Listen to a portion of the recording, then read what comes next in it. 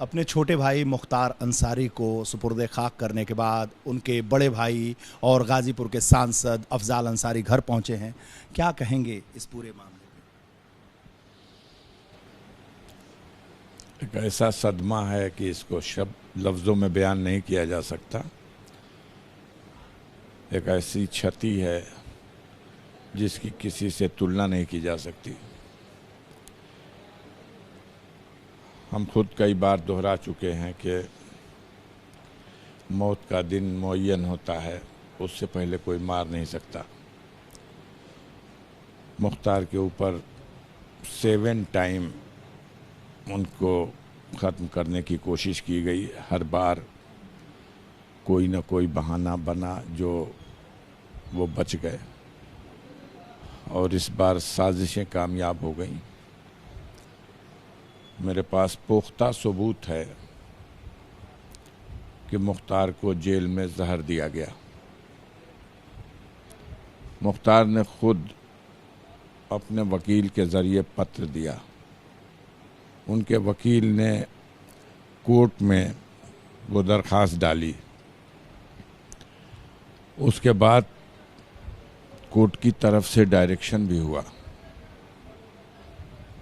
हमने 19 तारीख की बात है, हमने 20 तारीख को सुपरिटेंडेंट जेल से बात किया। उन्होंने कहा कि हाँ, तबीयत उनकी ख़राब है, लेकिन हमने कॉल किया था, हमारे अस्पताल के डॉक्टर ने कहा था कि बाहर के डॉक्टर बुलाए जाए, तो हमने कॉल कर लिया था। बाहर के 2 डॉक्टर आए थे, और आज ही मैं उनके बैरिक में उनके सामने डॉक्टरों को और उनको कर दिया हूँ। टेस्ट शुरू हो गया है और दवा भी शुरू हो गई है। हमारे उनके बीच में जो बात हुई वो रिकॉर्ड पर है, आज भी हमारे पास है साक्ष्य के रूप में। मैंने उनसे खोल के ये बात कही कि डॉक्टर साहब, अरे सुपरिटेंडेंट साहब, आप इत्मीनान दिला रहे हैं कि 2 डॉक्टर और आ गए हैं और जेल वाला भी डॉक्टर है, सब लोग इलाज कर रहे हैं, लेकिन हमें सूचना मिली है कि उनको जहर दिया गया है खाने में, और इससे पहले भी उनके साथ ऐसा हुआ था। तो उन्होंने कहा नहीं, ये गलत बात है, हम लोग खाना टेस्ट करके तब देते हैं। हमने कहा टेस्ट करने के लिए जो बंदी रक्षक लगाया गया था और एक डिप्टी जेलर था जो उनका खाना टेस्ट करके खिलाता था, लगभग 40 दिन पहले उनका खाना जो आया था उसमें जहर था, और इन दोनों ने टेस्ट किया और दोनों जहर का खाना खा करके बीमार पड़े। और मुझे मालूम है कि ये बंदी रक्षक और डिप्टी जेलर जो मुख्तार के बैरिक के लिए था, ये दवा इलाज से ठीक नहीं हुए, इनको मेडिकल कॉलेज में भर्ती कराया गया, जहां उनका कई दिनों तक इलाज हुआ। तो उन्होंने एक्सेप्ट किया है, हाँ ऐसा हुआ था, लेकिन सबका टेस्ट कराया गया तो किसी की रिपोर्ट आई कि फूड पॉइजनिंग है, किसी का रिपोर्ट आई कि गैस्ट्रिक का मामला था, किसी का कुछ है, सबकी एक तरह से रिपोर्ट नहीं आई। खाना बनाने वाला बीमार हो रहा, खाना चखने वाला बीमार हो रहा, खाना पकवाने का सुपरविज़न करने वाला बीमार हो रहा। और मुख्तार ने ये सारी बातें हमको फ़ोन से बताई थी, तभी हमने सुपरिटेंडेंट से कहा। तो उन्होंने हमसे कहा कि देखिए, हमने अब जो शुरू किया है, बाहरी डॉक्टर भी आ गए हैं, वो ठीक हो जाएंगे। ये 20 तारीख की बात है। 19 को उनको जहर दिया गया था। 20 के बाद 21, 22, 23, 24, 25 तक कोई माकूल इलाज नहीं हुआ। 26 को हालत बिल्कुल ख़राब हो गई। तब इन लोगों ने, खुद सुपरिटेंडेंट से मेरी बात हुई है, उसका भी रिकॉर्ड मेरे पास है, 2 बजे रात में जेल सुपरिटेंडेंट ने डॉक्टरों के एडवाइस के अनुसार उनको मेडिकल कॉलेज भेजा। मेडिकल कॉलेज के डॉक्टरों ने उनकी गंभीर स्थिति को देख करके तुरंत आईसीयू में उनको एडमिट किया। उनके गहन परीक्षण हुए, इलाज शुरू हुआ। हम लोगों को एक टेलीग्राम भेजा उन्होंने हमारे मोहम्मदाबाद थाने पे, यहाँ से पुलिस के लोग आए और उनका, मुख्तार साहब बहुत सख्त बीमार हैं, ये टेलीग्राम है और आप तत्काल बांदा मेडिकल कॉलेज जाइए। मैंने वो टेलीग्राम पढ़ा, सुपरिटेंडेंट की तरफ से टेलीग्राम था। हम लोग तुरंत आधे घंटे के अंदर बांदा के लिए निकल लिए। 8 घंटे का सफ़र है। बांदा पहुँचे, मेडिकल कॉलेज गए, तो उस समय मुख्तार से जब मुलाकात का मौका मिला तो वो होश में थे और उन्होंने हमको फिर वही बात कही कि भैया हमने आपको बताया था ना, हमको ये सब जहर दे दिए हैं और हमारा इलाज ये गंभीर होकर नहीं कराए, जिसका नतीजा हुआ जहर असर कर गया है। मैं बहुत कमज़ोर हो गया हूँ, मेरा पेट बहुत फूल गया है, गैस बहुत बन रही है और मुझे घबराहट होती है, पसीना होता है। अपनी तकलीफ़ें फिर बताए कि कल मैं गिर गया था, मूर्छित हो गया था, तो जेल के लोगों ने फिर हमको यहाँ हॉस्पिटल भेजा है। हम लोगों को अच्छा लगा कि वो होश में आ चुके हैं। इलाज जो हुआ है उससे उनको राहत मिली है। ऑक्सीजन लेवल देखा तो 90 के आसपास था। ब्लड प्रेशर देखा हमने तो वो भी 110 और 60 या 65 ऐसे था, कम था थोड़ा। डॉक्टर ने कहा कि हम लोग इनका इलाज कर रहे हैं, 3 डॉक्टरों का पैनल है। लेकिन जब हमने कहा कौन लोग हैं हम मिल लें, तो हमारे सामने जो 2 लोग आए वो फार्मासिस्ट थे और एक जो डॉक्टर इंचार्ज थे, उनके हमने पूछा कि आप क्या करते हैं, आप मेडिसिन के हैं या? कहा नहीं हम सर्जन हैं। तो हमने कहा काहे की सर्जरी करते हैं? सर्जन तो आर्थोपेडिक भी होता है, सर्जन तो न्यूरोलॉजी में भी है, कार्डियोलॉजी का, आप क्या हैं? तो कहे हार्निया वगैरह। तो हमने कहा कि तो ये मुख्तार का इलाज आप ही हेड हो, तो आपके समझ से कैसा है? तो उन्होंने कहा कि देखिए इनको सर्जरी का कोई मामला नहीं है, फिर भी हमको इंचार्ज बनाया गया है तो हम जो हो रहा। तो हमने कहा मेडिसिन का आप क्या करते हैं? कहे हम टेलीफोन से अपने मित्र डॉक्टरों से सलाह करके तब दवा देते हैं। तो हमने कहा कि अभी क्या स्थिति है? तो कहे देखिए होश में हैं, आए थे तो बेहोश थे और हम उम्मीद कर रहे हैं कि जल्दी 2-3 दिन में इनको कंट्रोल कर लेंगे। हम कहा अगर कंट्रोल के बाहर हो तो इसको रिफ़र कर दीजिएगा, और अगर ये समस्या होगी कि किसी बड़े हॉस्पिटल में भेजेंगे तो खर्च कौन वहन करेगा? तो परिजन खर्च वहन करने के लिए तैयार हैं, मैं लिख के दे रहा हूँ। आप समय रहते रिफ़र कर दीजिएगा, ऐसा न हो कि यहाँ की दवा से उनको फ़ायदा भी ना हो और इस तरह की स्थिति है कि वो कहते हैं उनको जहर हुआ है। मुझसे आज भी कहा है, यहीं हॉस्पिटल में भी कहा है। तो उन्होंने कहा नहीं मैं समय रहते हुए अगर ऐसी स्थिति आएगी तो रिफ़र कर दूंगा।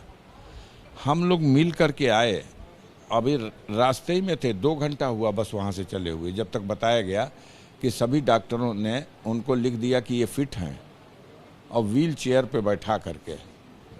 जो आदमी अपने पैरों पे खड़े होने की स्थिति में नहीं था, जो अपने दम पर बेड पे बैठने की स्थिति में नहीं था, उसको फिट घोषित करके सीधे आईसीयू से जेल के अंदर डाल दिया गया। और मीडिया के माध्यम से ये खबर चलवाई गई कि मुख्तार बिल्कुल फिट हो चुके हैं, सारे टेस्ट उनके हो गए, कोई रोग नहीं है। अगर कोई रोग नहीं था तो 24 घंटा बीतने के बाद ऐसा घातक अटैक कैसे आ गया जिसमें उनकी जान ही चली गई? अगर वो फिट थे और मेडिकल कॉलेज के 9 डॉक्टर उनको फिट घोषित कर रहे हैं, तो 24 घंटे के अंदर ये क्या हो गया? आप ही के कस्टडी में है, रिस्पॉन्सिबिलिटी आपकी है। वो डॉक्टर जो हमसे कह रहा है कि हम 2-3 दिन में इनको ठीक कर लेंगे, नहीं तो रिफ़र कर देंगे, उस डॉक्टर से आपने उसी दिन जिस दिन मेरी बात हुई उसके 2 घंटे के बाद लिखवा लिया कि ये फिट हैं। वो डॉक्टर जो कह रहा है कि इनको जो समस्या है मेरे विभाग की नहीं है, मैं तो सर्जन हूँ। तो ये सारी जो बातें आप कह रहे हैं, जो सरकार का जेल है, प्रशासन है, उसकी निगरानी में वो जेल में थे, सरकार की जेल है उसमें वो कैदी थे, तो ये सारे जो आप बातें कह रहे हैं, तो इसके पीछे का कारण क्या है? देखिए हमने पहले भी कहा, अब भी बता रहे हैं कि पूरी सरकार और सरकार की मशीनरी ये लगाई गई है कि किसी भी तरह से मुख्तार को ख़त्म किया जाए। और ब्रजेश सिंह और त्रिभुवन सिंह जो बहुत बड़े माफिया डॉन हैं, उत्तर प्रदेश नहीं राष्ट्रीय स्तर के, जो दाऊद इब्राहिम के भी को अक्यूज्ड हैं बॉम्बे जे हॉस्पिटल कांड में, उनके विरुद्ध एक मुकदमा था जिसमें मुख्तार वादी मुकदमा था। 15 जुलाई 2001 को उनके ऊपर आक्रमण हुआ था। उस आक्रमण में इनके गाड़ी में बैठे हुए इनके गनर और रुस्तम उर्फ बाबू मारा गया था, और हमलावरों की तरफ से भी एक व्यक्ति जो बचाव में की गई जवाबी फायरिंग में मारा गया था। मौके पे 3 लोगों की मौत हुई थी। उस मुकदमे का ट्रायल अब शुरू हो गया है 22-23 साल के बाद। तो उसको बचाने के लिए तो एक कोशिश ये किया गया मिली भगत से सरकार और अपराधियों की सबकी।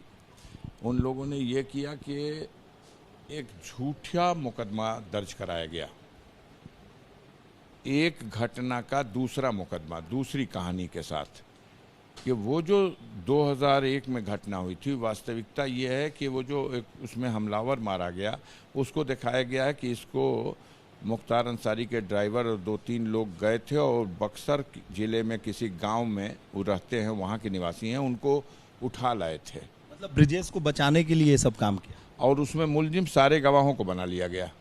जो इंजर्ड विटनेस थे, 9 लोगों को गोली लगी थी जो इंजर्ड विटनेस थे, 2 मर गए थे, 9 इंजर्ड विटनेस थे, उनको मुलजिम बना दिया कि वो गवाही से बाज आ जाएंगे। उसके बावजूद गवाही चलती रही। कोर्ट ने ऑर्डर किया मुख्तार को पेश किया जाए गवाही के लिए, अभियोजन के गवाह की हैसियत से वादी मुकदमा पेश किया जाए, और गृह सचिव चीफ सेक्रेटरी तक को पत्र लिखा, लेकिन ये लोग नहीं पेश किए। बहानाबाजी फोर्स लब्बो लुआब क्या है? लब्बो लबाब ब्रजेश सिंह त्रिभुवन सिंह को बचाने का मकसद है। उनके विरुद्ध सारे मुकदमे गवाहों को तोड़ के या खरीद के या धमका के या अभियोजन की मिली भगत से उनको एक तरफ से क्लीन चिट मिलती चली जा रही है। ये एक मुकदमा था जिसमें उन्हें भय था कि मुख्तार अंसारी गवाही करेंगे, वो न बिकेंगे न डरेंगे। तो ब्रजेश सिंह और त्रिभुवन सिंह को बचाने का सपना पूरा नहीं हो पाएगा, और इसलिए उन लोगों ने एक सुनियोजित घटनाक्रम के तहत, किन लोगों ने? सरकार में बैठे हुए लोग, एडमिनिस्ट्रेशन में बैठे हुए लोग, जेल प्रशासन में बैठे हुए लोग, और ब्रजेश और त्रिभुवन की टीम के लोग, ये सब लोगों ने मिलकर के ये घटना अंजाम दिया है। अगला कदम आपका क्या होगा? हम लोग संविधान में विश्वास रखते हैं और देश के कानून के रास्ते से हम अपने लिए इंसाफ प्राप्त करने की कोशिश करेंगे। वो जो ट्रायल कोर्ट है वहाँ भी, माननीय उच्च न्यायालय में भी, सर्वोच्च न्यायालय में भी, हर जगह ये प्रकरण वैसे भी लंबित है। पूरी तरह से रिस्पॉन्सिबल है सरकार हर व्यक्ति की सुरक्षा के लिए, और तब जब वो जुडिशियल कस्टडी में है और किसी न्यायिक अधिकारी ने सरकार के सुपुर्दगी में दिया है कि जेल में रखो, तो और ज़्यादा जिम्मेदारी हो जाती है। सुपुर्दे खाक के दरमियान आप में और यहाँ के जिलाधिकारी में बहुत तू मैं हुआ, बहुत जोर जबरदस्ती हुई, क्या नहीं, कुछ कहने की बहुत वो नहीं है। वो शायद उन्हें नहीं पता है, और वो यही कह रही थी कि अब जितने लोग मिट्टी दे लिए बस, और लोग मिट्टी नहीं देंगे। हमने कहा ये क्यों, आप इसके लिए थोड़ी रोक सकते हैं कि कोई अपने धार्मिक जो सिस्टम है, अब आप कह सकते हैं क्या किसी का शव अगर दाह संस्कार में जा रहा है? एक बार हुआ है जब यहाँ कोरोना लगा था, तब भी ऐसा थोड़ी था कि लोग खुद से ही भीड़ लेके नहीं जाते थे, डर गए थे। घर के परिवार के लाश और जनाजे को लोग जलाते नहीं थे, ऐसे ही परवाह करके जल प्रवाह भाग जाते थे, और जेसीबी से गड्ढा खोद। फिर आपने क्या कहा? मैंने कहा ये कोई उल्लंघन नहीं है, इसकी परमिशन की आवश्यकता नहीं है। हम उनके परिजन हैं और उनकी मिट्टी हुई है, तो मिट्टी देने के लिए दूर दराज से जो हमारे रिश्ते नाते अजीज़ कारीब सब आए हुए हैं। वो एक लोकप्रिय आदमी थे। हमारा परिवार एक बहुत पुराना ऐतिहासिक परिवार है। मुख्तार अंसारी की इस अस्वाभाविक मौत से जो कहीं ना कहीं मिली भगत से सबके हुई है। तो इस घटना से लोगों में कितना आक्रोश है, इसका अंदाज़ा तो आप कहीं भी सहज देख लीजिए। तो फिर वो तू में एक तरीके से नोक झोंक हुई। नहीं, तू मैं नोक झोंक नहीं। उनका कहना था कि आचार संहिता लागू है, दफ़ा 44 लागू है, परमिशन लेना चाहिए। हम कहा यार, मुर्दा दफन करने और मुर्दा जलाने, शव यात्रा निकालने या जनाजा ले जाके जनाजे की नमाज पढ़ने, इसके लिए मैं नहीं समझता कि कोई परमिशन की आवश्यकता है। ये हमारा धार्मिक प्रयोजन है और इसको हम कर रहे हैं और हम पूरा सहयोग कर रहे थे। हमने बहुत सहयोग किया है, जिस तरह से भी लोगों ने चाहा उस तरह से सब कुछ किया है। भीड़ बहुत थी। अब इसी से तो ऊपर से डांट पड़ रही थी कि इतने लोग आए कैसे। तो अब उसके लिए हम क्या कर सकते हैं, आप बताइए। जो जहां सुन रहा वो चल दे रहा है, उसकी सहानुभूति मुख्तार अंसारी और उनके परिवार के प्रति है कि इन लोगों के साथ बड़ा अन्याय हुआ है। अब आप घुड़प तड़प करके उसको रोक दीजिए। सारी रात कल से पूरे चप्पे चप्पे पे रोका गया है। अब लोग आ रहे हैं, हम तो कोई को बुलाने नहीं गए। हमसे तो जिन लोगों ने पूछा कै बजे मिट्टी होगी, क्या होगी, हमने मना ही किया यार कि बहुत ज़्यादा 3 दिन हो गया। एक तो वहाँ से पोस्टमार्टम लाश आते आते रात में तो 1:30 बजे आई है। तो लोगों में उत्सुकता थी, गए हैं लोग। हम समझते हैं कि 25-20% लोग मिट्टी दे पाए हैं, 80% लोग तो बिना मिट्टी दिए अभी लौट गए हैं। एक सवाल आखिरी है, अगर कोई ये चाहता है कि 10-20% भी लोग जो आए हुए हैं, कहाँ कहाँ से आए हुए हैं, उनको घुड़प तड़प से भगा दिया जाए, तो ये मुनासिब नहीं है, नाजायज़ है। और सरकार या सरकार की मंशा के अनुसार कोई प्रशासनिक अधिकारी भी ऐसा करता है तो वो देश के कानून और संविधान के खिलाफ है। आखिरी सवाल है, आपका परिवार एक राजनीतिक परिवार है, मुख्तार अंसारी एक राजनीतिक व्यक्ति रहे और 2024 का चुनाव है, आप खुद सांसद हैं, तो ये जो मौत हुई है मुख्तार अंसारी का, इसका क्या असर 2024 के चुनाव पर पड़ेगा पूर्वांचल में और खासकर गाजीपुर? अब हम इसको राजनीति के उसमें नहीं ले जाना चाहते। बड़े आराम से इसको खुद ही भजाने की कोशिश करेंगे सत्ताधारी दल के लोग, क्योंकि ये पहले ऐसी सरकार है और पहले ऐसी सरकार के कुछ ऐसे अधिकारी और ऐसे समझ के उनके समर्थक हैं जो जिस कार्रवाई को आम जनता में घृणा की दृष्टि से देखा जा रहा, उस कार्रवाई को अपनी उपलब्धि मानते हैं, खामियाजा भुगतते हैं। ये बुलडोज़र लेके किसी का घर गिरा दें, स्कूल गिरा दें, अस्पताल गिरा दें, जगह ज़मीन कुर्क कर दें, नाजायज़ तरीके से झूठे मुकदमे में फंसा दें और खूब ढिढोरा पीटे, बुलडोज़र बुलडोज़र बुलडोज़र, नाम रख लें बाबा बुलडोज़र। सभा स्थल पर बुलडोज़र खड़ा करके लोगों को डराया जाए कि ये देखो बुलडोज़र ये है, यही वो है।